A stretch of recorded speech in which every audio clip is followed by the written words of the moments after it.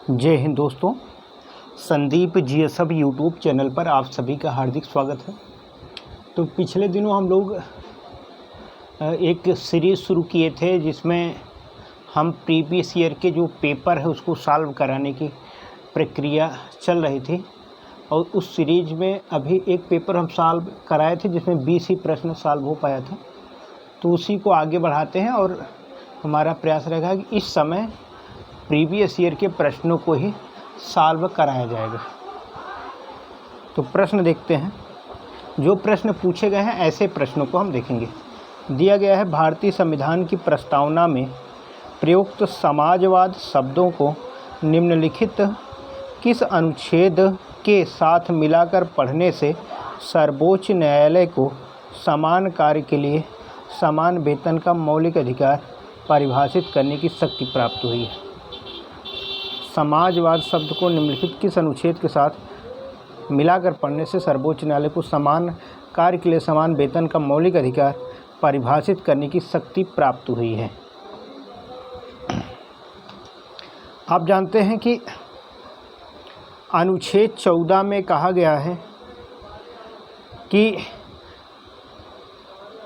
भारत के जो राज्य क्षेत्र है उसके बीच, उसमें अगर भारत में कोई व्यक्ति रह रहा है उसको विधि के समक्ष समानता का अधिकार दिया जाएगा और विधियों के समान संरक्षण से उसको वंचित नहीं किया जाएगा। यानी विधि के समक्ष समानता अनुच्छेद 14 है। अनुच्छेद 14 में विधियों को विधि के समक्ष समानता का उल्लेख किया गया है। अब 15 में आप जानते हैं, इसमें कहा गया है कि राज्य किसी नागरिक के विरुद्ध केवल धर्म, मूल वंश, जाति, लिंग, जन्मस्थान आदि के आधार पर विभेद नहीं करेगा। यानी धर्म, जाति, लिंग और जन्म स्थान के आधार पर समानता का भेदभाव नहीं किया जा सकता 15 के अनुसार। और 16 के अनुसार कहा गया है कि राज्य के अधीन कोई पद अगर भरना है तो कोई नियोजन संबंधित तो सभी नागरिकों के लिए समान अवसर होगा। यानी समान अवसर वहाँ पर प्राप्त होगा।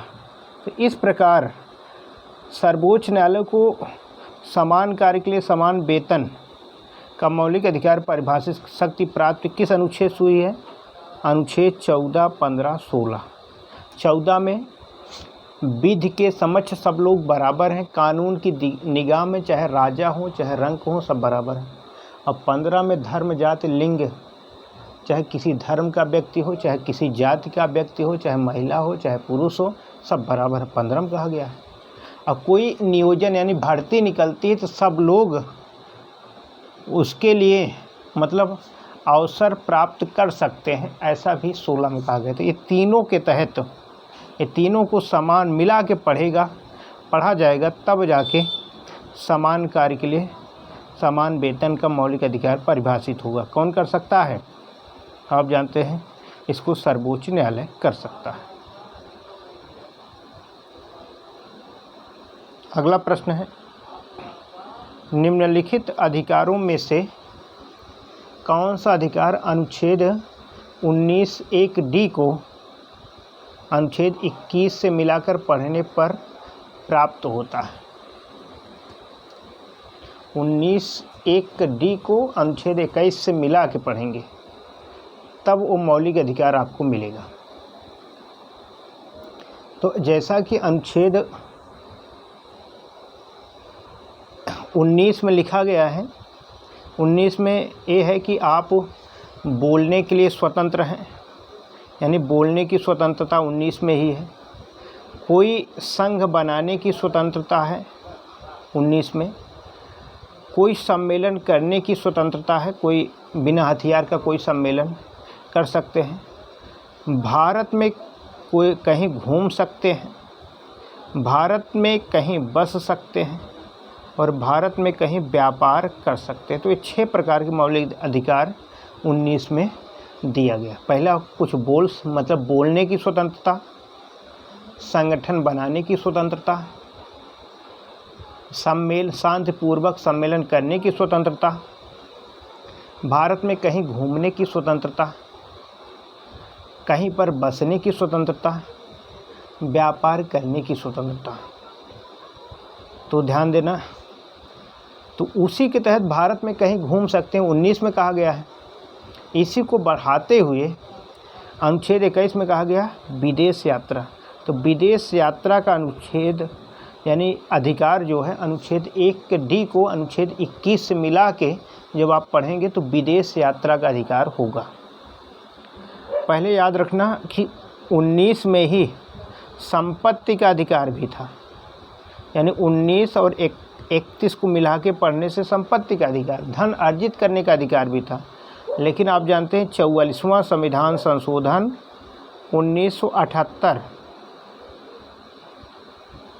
44वां संविधान संशोधन 1978 में क्या किया गया, ये संपत्ति के अधिकार को हटा के अब अनुच्छेद 300 कम रख दिया गया। अब क्या है, यह एक विधिक अधिकार हो गया, विधिक अधिकार हो गया।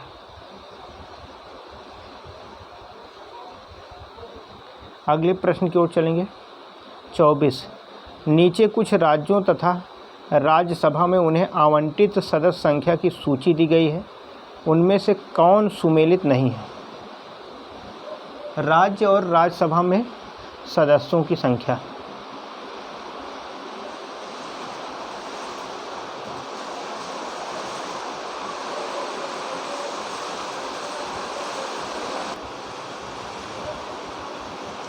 तो राज्य और राज्यसभा में सीटों की संख्या के बारे में दिखाया गया है। तो मध्य प्रदेश में राज्यसभा में 11 सीट है, जबकि अगर हम तमिलनाडु की बात करें तो 18 सीट सही है।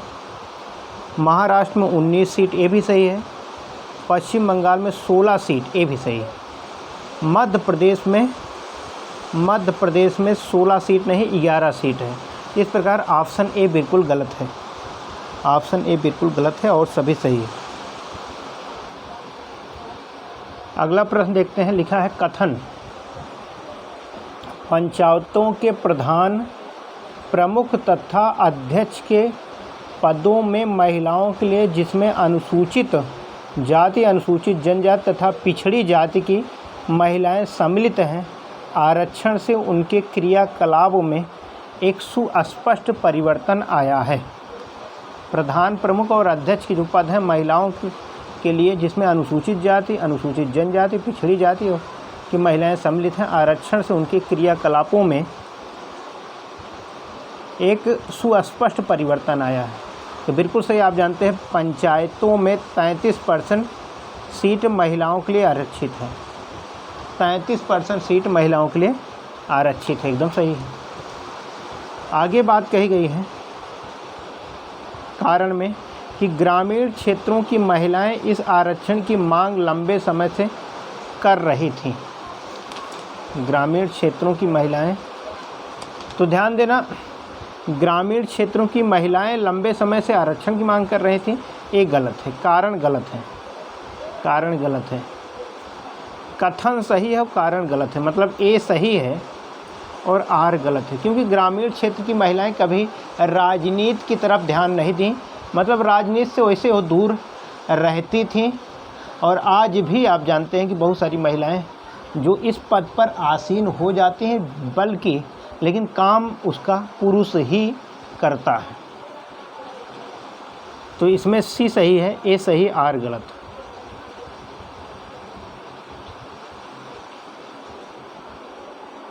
अगला प्रश्न देखिए, निम्नलिखित में से कौन सा विस्फोटक नहीं है। जैसे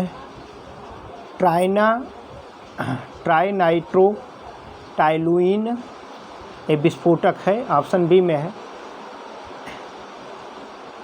ट्राइनाइट्रोग्लिसरीन ये भी विस्फोटक है, और सी में लिखा है साइक्लोट्राइमेथिलीन ट्राइनाइट्रामीन ये भी विस्फोटक है, लेकिन नाइट्रोक्लोरोफॉर्म ये विस्फोटक नहीं है। तो ऑप्शन डी इसमें नहीं, और सभी विस्फोटक है।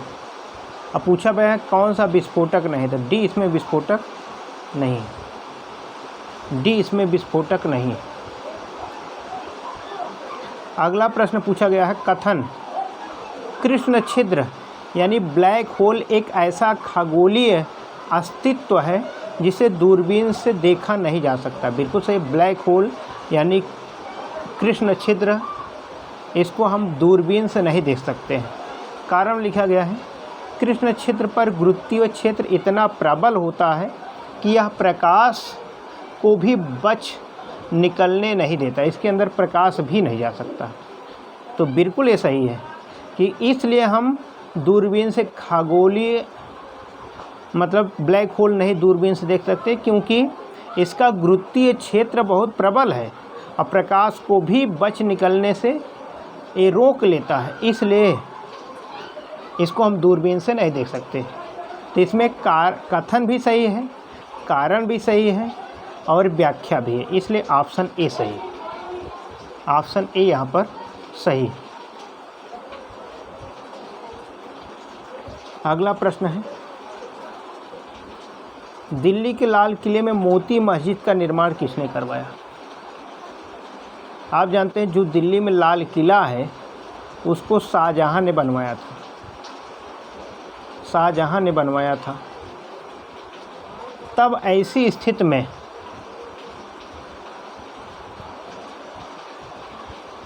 शाहजहां के बाद वाले ही, शाहजहां पहले अकबर थे, जहांगीर थे, तो दोनों बिल्कुल नहीं होंगे क्योंकि लाल किला शाहजहां बनवाए थे। अब शाहजहां के लाल किले के अंदर मोती मस्जिद की बात हो रही है, मोती मस्जिद की बात हो रही है, तो मोती मस्जिद शाहजहां के बाद कौन आया? औरंगजेब। औरंगजेब ने मोती मस्जिद का निर्माण करवाया था। संगमरमर से मोती मस्जिद का निर्माण कराया गया है, संगमरमर से। तो डी बिल्कुल सही है। अगला प्रश्न है, जौनपुर नगर निम्नांकित की स्मृति में स्थापित किया गया था। जौनपुर आप जानते हैं फिरोज शाह तुगलक के द्वारा, फिरोज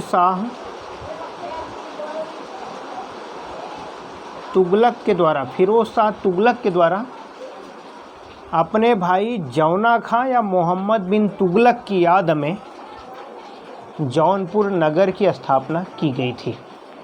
जौनपुर नगर उत्तर प्रदेश में आप जानते हैं और यह गोमती नदी के किनारे स्थित है, गोमती नदी किनारे। अगला प्रश्न पूछा गया था, निम्नलिखित में से किसने कुतुब मीनार के निर्माण में योगदान नहीं दिया? तो पहले ध्यान देना, कुतुबुद्दीन ऐबक नींव डाले, कुतुबुद्दीन ऐबक उसकी नींव डाले, उसके बाद इल्तुतमिश उसको पूरा करवा दिए, इल्तुतमिश पूरा करवाए, 4 मंजिला इसको बनवाए थे, यानी इल्तुतमिश 4 मंजिला बनवाए थे। एक बार आकाशी बिजली गिरी तो चौथा मंजिला टूट गई। जब चौथी मंजिल टूट गई उस समय फिरोज शाह तुगलक थे, तो फिरोज शाह तुगलक क्या किए, चौथी मंजिल बनवाए और 1 मंजिल और बनवा दिए, तो 5 मंजिल हो गया। तो ऐसी स्थिति में कुतुबुद्दीन ऐबक नींव डाले, इल्तुतमिश पूरा करवाए, जब टूट गया तो फिरोज शाह तुगलक बनवाए। लेकिन अलाउद्दीन खिलजी का कुतुब मीनार दिल्ली में जो स्थित है इसमें कोई योगदान नहीं था। सी इसमें सही।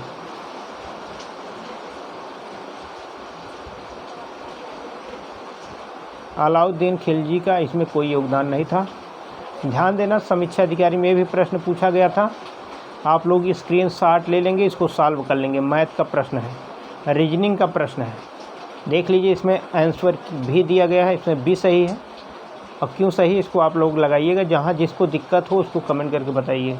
रीजनिंग का है, इसमें भी सही है। एक करंट अफेयर्स के प्रश्न है 2000 ईस्वी की, इसलिए इसको हम लेते नहीं क्योंकि वर्तमान में प्रश्न नहीं पूछे जाएंगे। एगमार्क क्या है? एगमार्क, तो ध्यान देना, एगमार्क क्या होता है? तो एगमार्क क्या है? गुणवत्ता गारंटी की मोहर होती है, गुणवत्ता गारंटी की मोहर होती उसी को एग मार्क कहते हैं।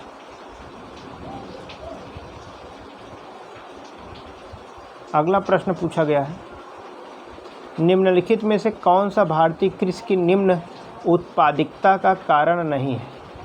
मतलब भारत में खेती जो है उसका उत्पादन कम होता है, तो इसमें बताओ कौन सा कारण नहीं है।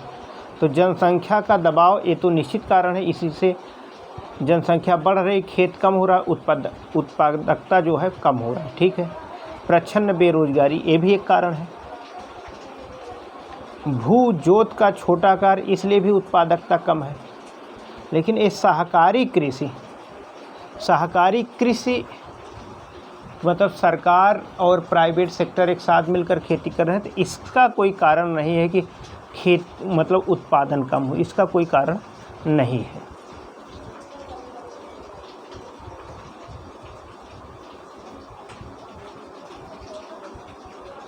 अगला प्रश्न है, दी प्राउडेस्ट डे नामक पुस्तक की कहानी का संबंध किससे है। तो ध्यान देना, दी प्राउडेस्ट डे पोखरण नाभिकीय विस्फोट हुआ था 1998 ईस्वी में।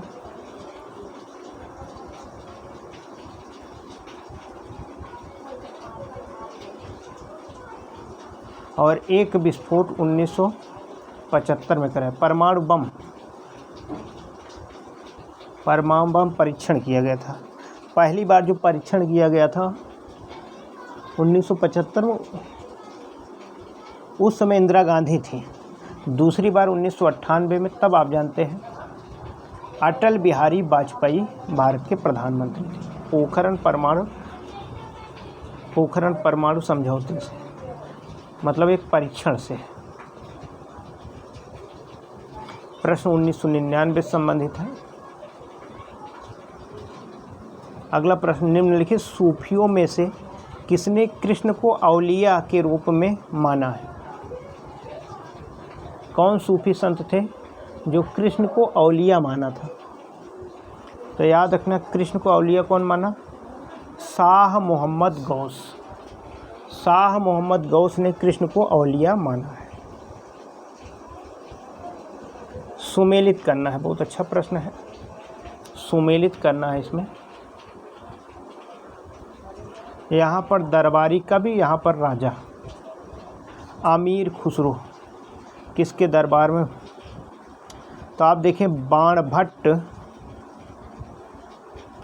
बाणभट्ट हर्षवर्धन के दरबार में रहते थे। कालिदास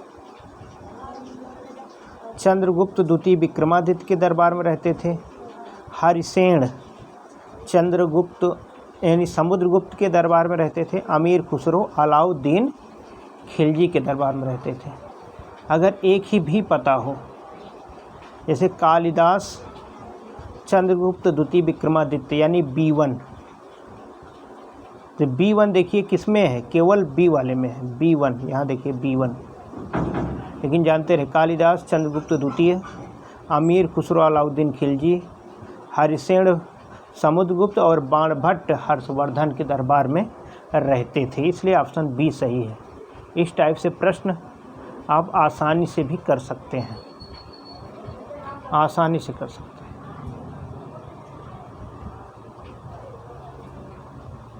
अगला प्रश्न है, सबसे अधिक निर्णायक युद्ध जिसने अंग्रेजों को के भारत में प्रभुत्व को संस्थापित किया था।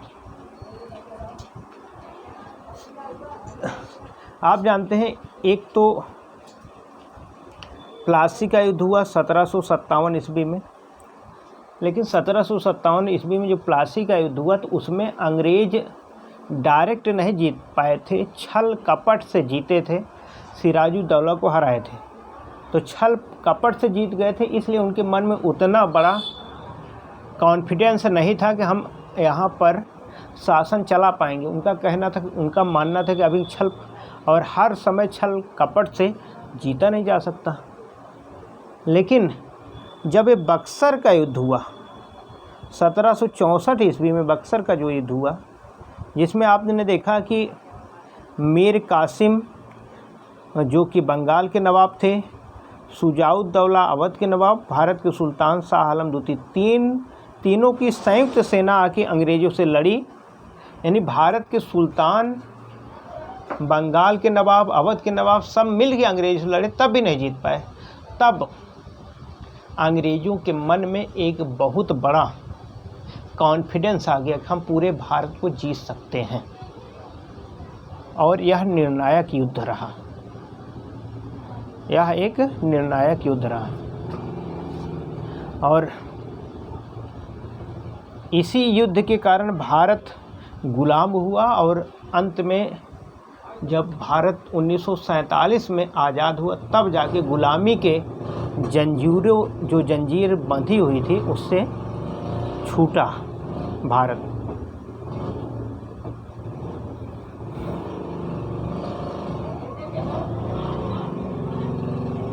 अगला प्रश्न है,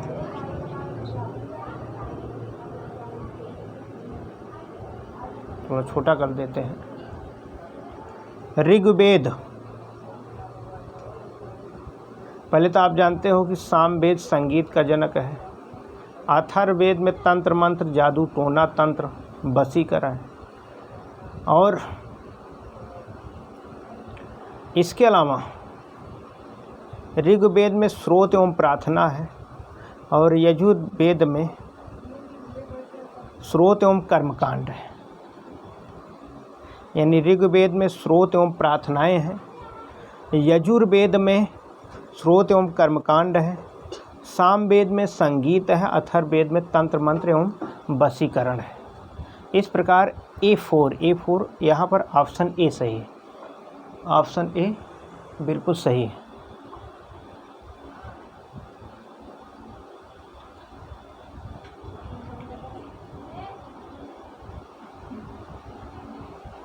निम्नलिखित में से किसमें पुनर्विवाह वर्जित है?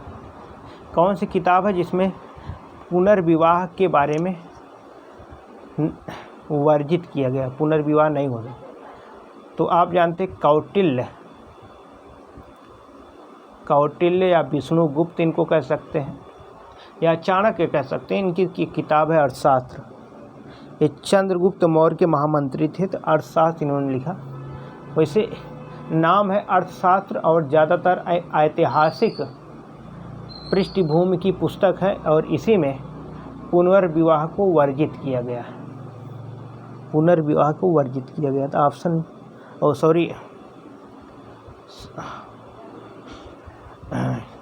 मनुस्मृति, यहाँ पर थोड़ा मिस्टेक हुई, आप लोग ध्यान देना। अर्थशास्त्र में नहीं, मनुस्मृति। आप जानते हैं एक मनु थे, मनु को आप जानते हैं कि उस समय हिंदू धर्म का विधिवेत्ता माना जाता था। उन्होंने मनुस्मृति की रचना की। इसमें पुनर्विवाह को वर्जित किया गया। कहा जाता है कि पुराणों में कहा गया कि मनु और शतरूपा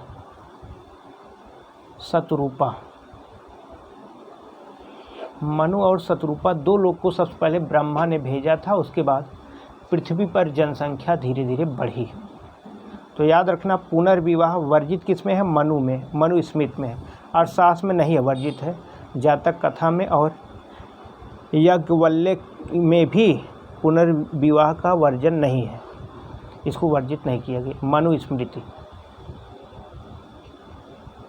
आगे देखते हैं,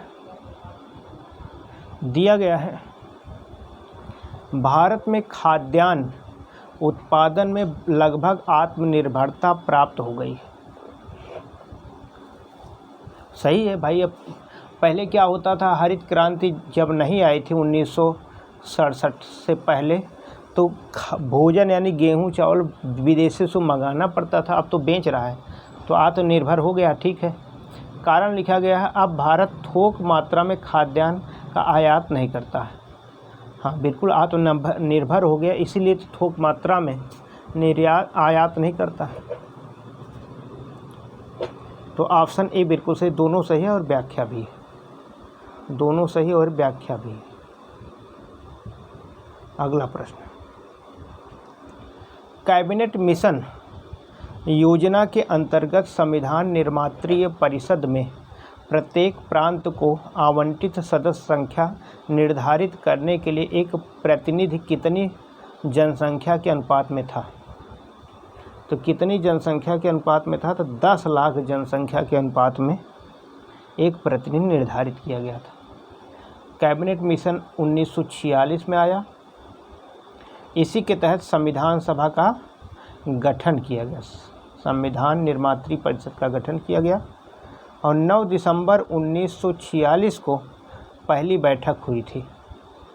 अंतिम बैठक 24 जनवरी 1950 को हुई थी और 26 जनवरी 1950 को संविधान लागू ही हो गया।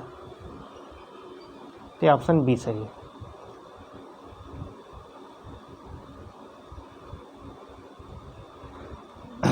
भारतीय संविधान का कौन सा अनुच्छेद संवैधानिक विवाद में सर्वोच्च न्यायालय के अपीली क्षेत्राधिकार से संबंधित है? सर्वोच्च न्यायालय के अपीली क्षेत्राधिकार से कौन संबंधित है? अनुच्छेद 134 ए को मिलाकर अनुच्छेद 132 को पढ़ना पड़ता है। 134 ए को मिलाकर अनुच्छेद 132 को पढ़ना पड़ता है। तो डी यहाँ पर सही है। डी यहाँ पे सही है।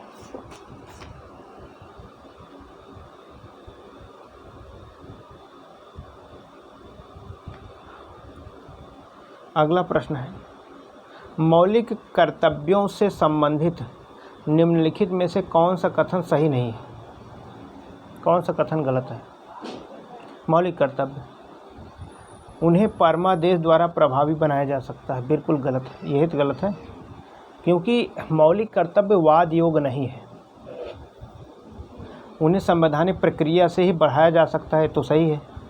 अस्पष्ट विधियों की व्याख्या के लिए उनका उपयोग किया जा सकता है, ये भी सही है। किसी विशिष्ट कर्तव्य का पालन करना संवैधानिक कानून के क्षेत्र में आता है जिसे न्यायालय निश्चित करता है, ये भी सही है। लेकिन पहला गलत है कि इसको आदेश द्वारा हम प्रभावी बना दें। आप जानते हैं मूल संविधान में मौलिक कर्तव्य नहीं था। स्वर्ण सिंह समिति की सिफारिश पर 42वां संविधान संशोधन 1976 में हुआ। 10 मूल कर्तव्य जोड़े गए, लेकिन आप जानते हैं 10 कर्तव्य जोड़े गए, कहाँ जोड़े गए? भाग 4 का जोड़ के 51 का अनुच्छेद जोड़ के इसको रखा गया, भाग 4 का 51 का में। लेकिन 11 मौलिक कर्तव्य हैं। 11वां मौलिक कर्तव्य 86वां संविधान संशोधन 2002 में जब हुआ था उस समय जोड़ा गया था। यानी कुल 11 मौलिक कर्तव्य हैं।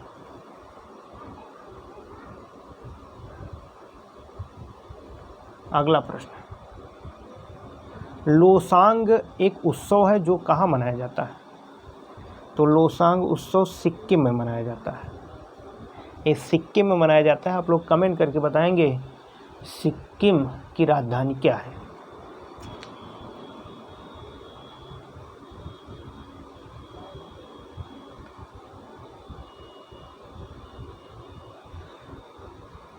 निम्नलिखित देशों में से कौन प्रत्येक मास के अंतिम शनिवार को राष्ट्रीय स्वच्छता दिवस मनाता है? हर महीना अंतिम शनिवार को राष्ट्रीय स्वच्छता दिवस फ्रांस। राजधानी आप जानते हैं पेरिस है, जो कि सीन नदी के किनारे स्थित है। सीन नदी के किनारे।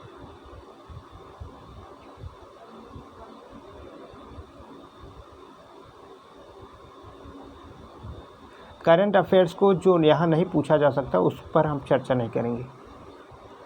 गुर्जर प्रतिहार वंश की स्थापना किसने की? तो ध्यान देना, गुर्जर प्रतिहार वंश की स्थापना नागभट्ट प्रथम के द्वारा किया गया। ये जानकारी एक ग्वालियर में अभिलेख मिला है, ग्वालियर मध्य प्रदेश में।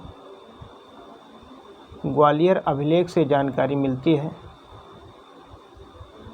ग्वालियर अभिलेख से जानकारी मिलती है गुर्जर प्रतिहार वंश की स्थापना नागभट्ट प्रथम ने किया था। नागभट्ट प्रथम के द्वारा किया गया।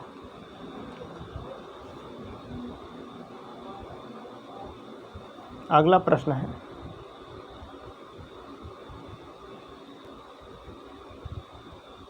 कौन भारतीय क्रांति की मां कहलाती है? भारतीय क्रांति की माँ किसको कहा जाता है?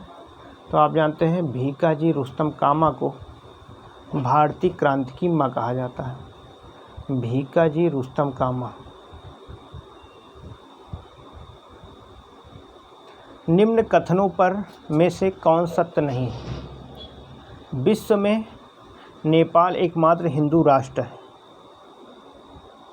कौन सत्य नहीं है? नेपाल हिंदू राष्ट्र है, सही है। नेपाल में गोवध प्रतिबंधित है, ये भी सही है।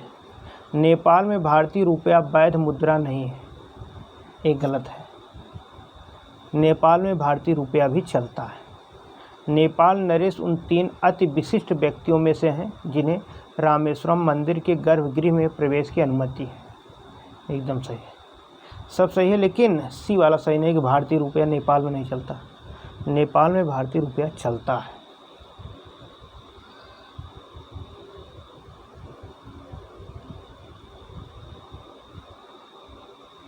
कथन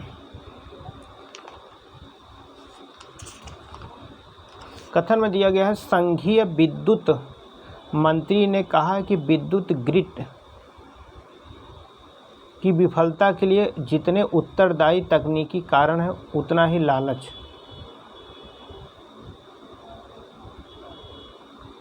तो ध्यान देने, करंट का प्रश्न था तो इसको हम छोड़ देते हैं।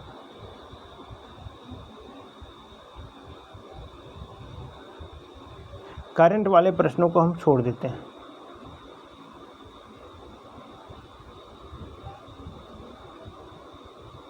जितने भी करंट वाले प्रश्न हैं उस पर हम चर्चा नहीं करेंगे।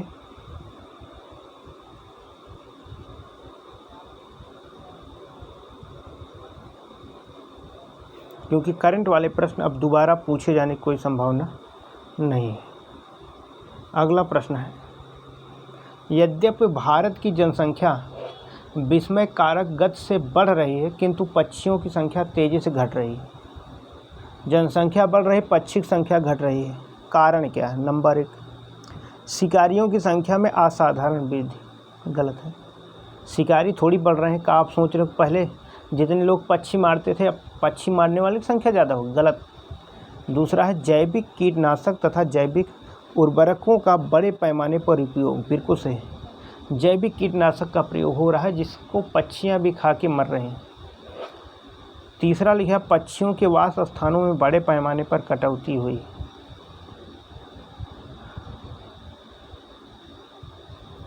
बड़े पैमाने पर कटौती हुई,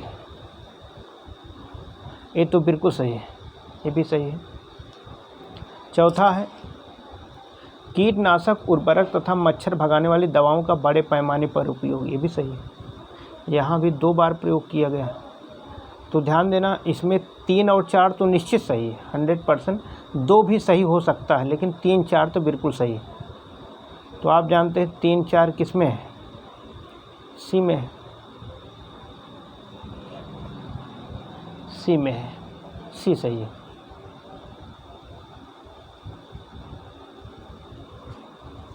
अगला प्रश्न है, निम्न में से सबसे प्राचीन वाद्य यंत्र कौन सा है? सबसे प्राचीन वाद्य यंत्र आप जानते हैं बीड़ा है। सबसे प्राचीन वाद्य यंत्र बीड़ा है।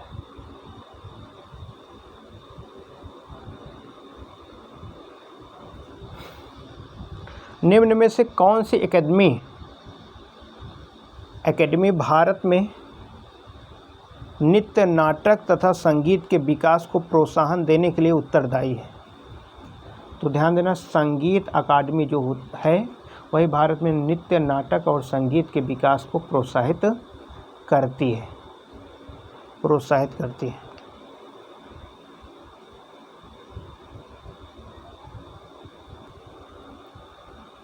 पुस्तकें हैं और रचयिता।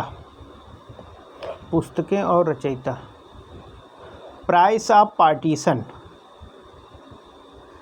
प्राइस ऑफ पार्टीशन किसकी पुस्तक है? रफ़ीक ज़कारिया की। आनंद मठ बंकिम चंद्र चटर्जी की पुस्तक है। इंडिया 2020 अबुल कलाम की पुस्तक है। Pathology of corruption, AMS Gill की पुस्तक है। तो आनंद मठ सबको पता है, आनंद मठ किसकी, बंकिम चंद्र चटर्जी, यानी B4। तो इसमें 2 ऑप्शन है, लेकिन प्राइस ऑफ पार्टीशन यानी A3 होना चाहिए। यहाँ भी 2 है, A में भी है, C में है। इंडिया 2020 यानी C1, तो ऑप्शन C यहाँ पर सही है। प्राइस ऑफ पार्टीशन, रफ़ीक जकारिया, आनंद मठ, बंकिम चंद्र चटर्जी, इंडिया 2020 अबुल कलाम, और pathology of corruption SS Gill, इनकी पुस्तक है।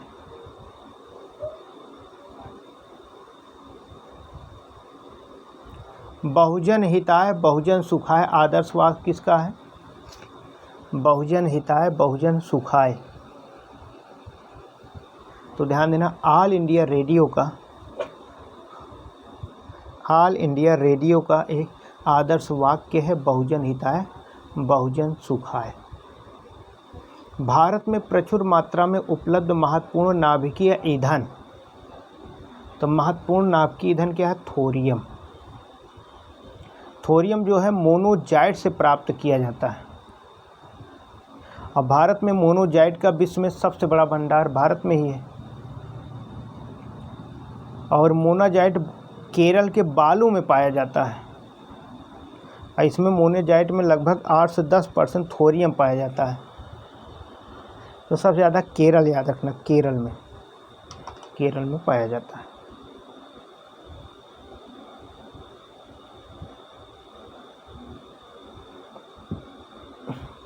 कालक्रम के अनुसार सजाइए। अहमद शाह अब्दाली, जहांगीर, मोहम्मद शाह, बहादुर शाह। अब बहादुर शाह, अगर हम बात करें जहांगीर की, तो ये आप जानते हैं 1605 में आ गए थे, 1605 से 27 तक थे। अहमद शाह अब्दाली 1748 के बाद आया। मोहम्मद शाह 1719 में रहे, 1719 में आए। बहादुर शाह जफ़र जो थे, वो तो आप जानते हैं कि 1837 से 57 तक थे। एक बहादुर शाह प्रथम थे जो कि 1707 में ही आ गए थे।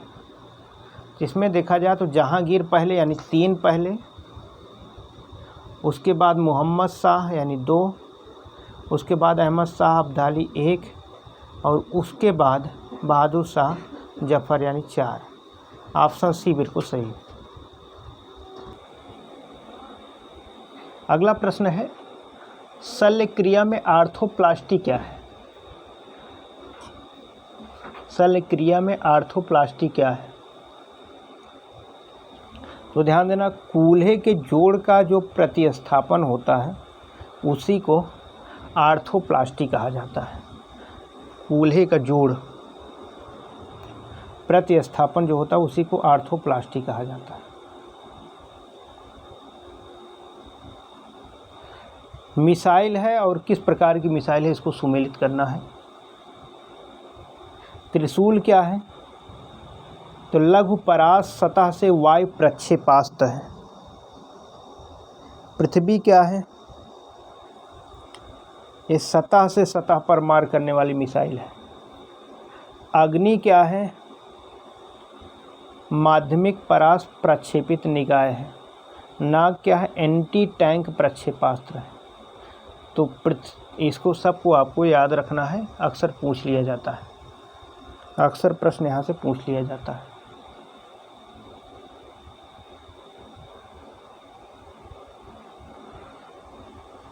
अगला प्रश्न है, निम्नलिखित कथनों पर विचार कीजिए। तंतु प्रकाशिक पूर्ण आंतरिक परावर्तन सिद्धांत पर आधारित है। पूर्ण आंतरिक परावर्तन पर सिद्धांत पर आधारित है। अब पूछा गया कौन कौन सही है। तो ये जो ऑप्टिकल फाइबर होता है ये पूर्ण आंतरिक परावर्तन पर ही आधारित होता है, पहला एकदम सही है। पहला एकदम सही है।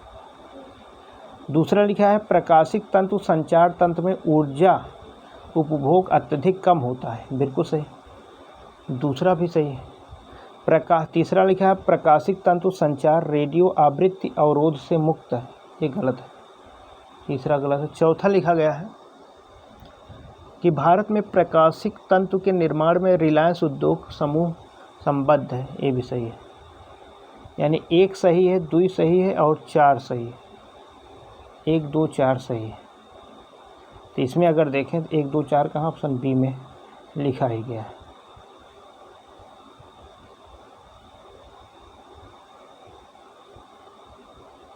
ये बहुत पूछा जाता है, रेडियो समस्थानिक और निदान किसके लिए निदान होता है?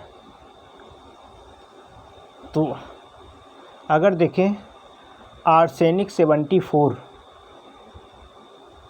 आर्सेनिक 74 किसके लिए हो? ट्यूमर के लिए। आर्सेनिक 74 ट्यूमर में, यानी ट्यूमर अगर किसी को हुआ है तो आर्सेनिक 74 का प्रयोग करके उसको हम समाप्त करते हैं। कोबाल्ट 60 का प्रयोग कैंसर में होता है। आयोडीन 131 का प्रयोग थायराइड ग्रंथि की सक्रियता बढ़ाने के लिए होता है।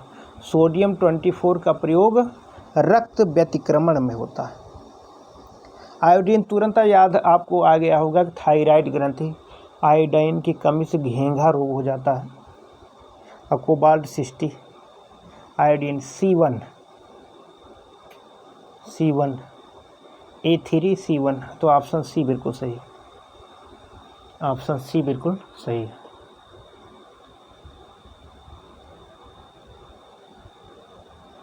कौन सा हार्मोन लड़ो एंड उड़ो हार्मोन कहलाता है? लड़ो और उड़ो, फाइट एंड फ्लाई जिसको कहते हैं।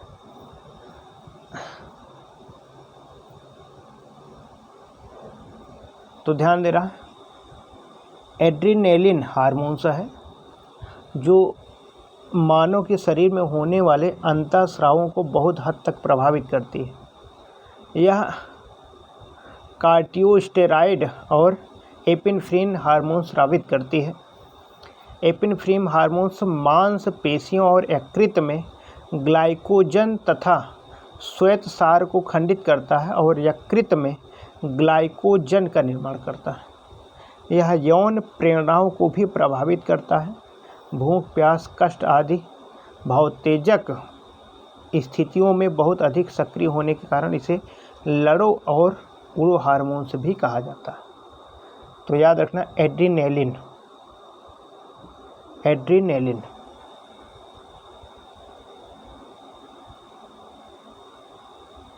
कौन सा सुमेलित नहीं है? कौन सा सुमेलित नहीं है? फुलरेंस फ्लोरीन युक्त कार्बनिक यौगिक, ये सुमेलित नहीं है। जबकि शुष्क बर्फ क्या है? ठोस कार्बन डाइऑक्साइड है, पता है। कैरोटीन मानव त्वचा के बाहरी परत जमा जहाँ एक प्रोटीन है, आप जानते हैं। कैरोटीन से ही बाल और नाखून बनता है जिसको काटने से दर्द भी नहीं होता है। और मस्टर्ड गैस मतलब रासायनिक युद्ध में प्रयोग होने वाला विषैला द्रव है। ये सब सही है, ये सभी सही है।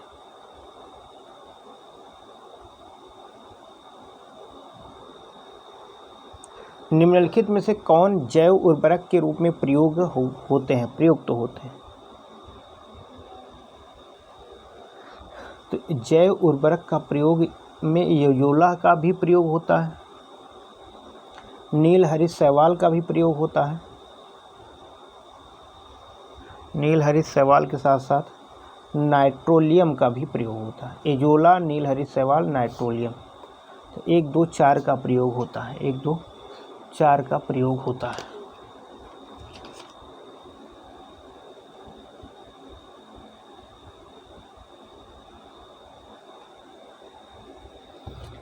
कौन सा युग्म सुमेलित नहीं है? पेशान की खोज हिडेकी युकावा सही है। पाजिट्रान की खोज CD एंडरसन एवं UF हेस, ये भी सही है। सूर्य तथा तारों में ऊर्जा उत्पादन का सिद्धांत HA बेथे, ये भी सही है। लेकिन पारा यूरेनियम तत्वों का विश्लेषण एनरिको फर्मी, ये गलत है, ये गलत है।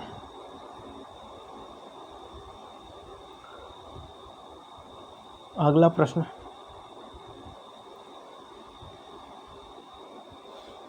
निम्नांकित कथनों पर विचार कीजिए। टेफ्लॉन तथा डेक्रान बहुलक है। सही है, बहुलक है, एकदम सही। नियोप्रीन संश्लेषित रबड़ है, ये भी सही है। पॉलीथीन पॉलीएथिलीन बहुलक है, ये भी सही है। तो पहला सही है, दूसरा सही है और तीसरा सही है, ये तीनों बिल्कुल सही है।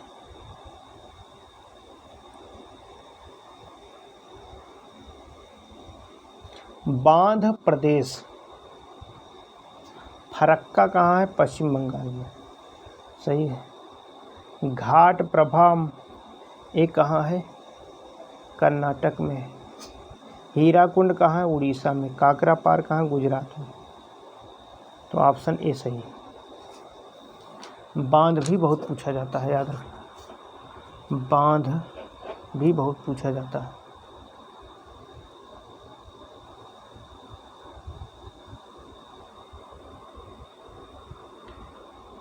स्थान है और उद्योग, स्थान और उद्योग।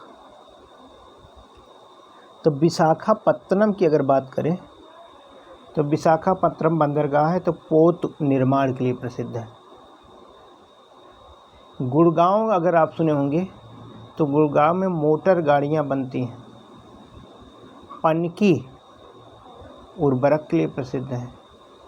मूरी एल्युमिनियम के लिए प्रसिद्ध है। इस प्रकार A2B4C1, तो ऑप्शन डी यहाँ पर सही है। ऑप्शन डी यहाँ पर सही है।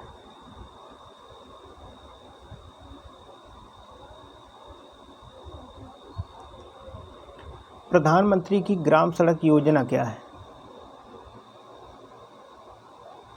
तो ऑप्शन डी सही है। उन गांवों में जो सड़क से भलीभांति संबद्ध नहीं है, सामुदायिक जीवन का विकास करने हेतु उनको जोड़ा जाएगा, उनको जोड़ा जाएगा। अगला प्रश्न पूछा गया है, ग्रीष्म काल में आर्द्र ऊष्मा का अनुभव होता है जब मौसम उमस वाला होता है। जब मौसम उमस हो जाता है तो आप जानते हैं भयंकर गर्मी पड़ती है, पसीना पसीना पूरा हो जाता है, पसीना पसीना वहाँ पर हो जाता है। अगला प्रश्न है,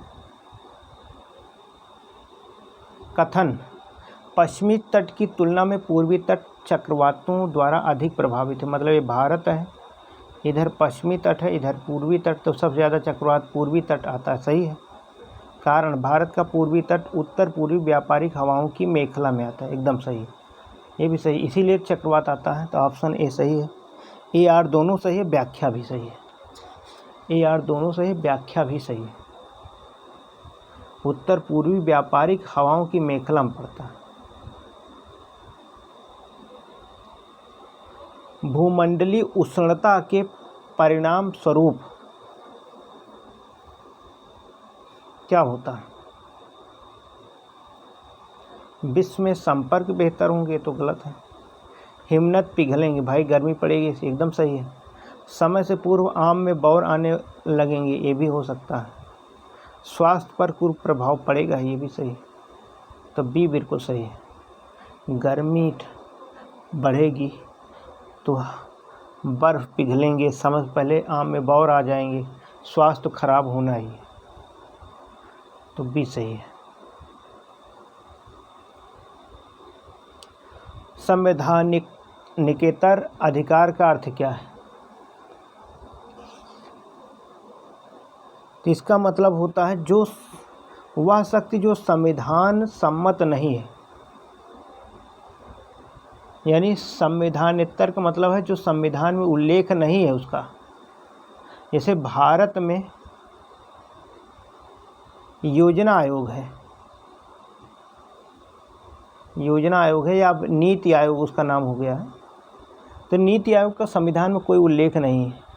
तो ये क्या है, संवैधानिक संस्था है। संवैधानिक ये संस्था है। अगला प्रश्न देखते हैं।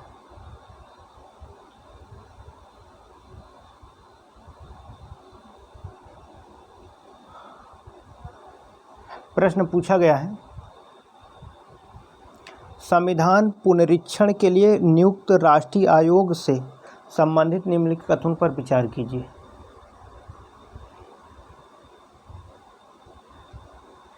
इसकी रिपोर्ट अनुशासनात्मक प्रकृति की होगी। सही है, राष्ट्रीय आयोग की। इसकी नियुक्ति संसद के अनुमोदन से हुई, तो ये गलत है। इसकी अध्यक्षता जस्टिस एम.एन. वेंकटचलैया कर रहे हैं, ये भी सही है। हालांकि इस समय करंट का क्वेश्चन था, उस समय 2000 के आसपास।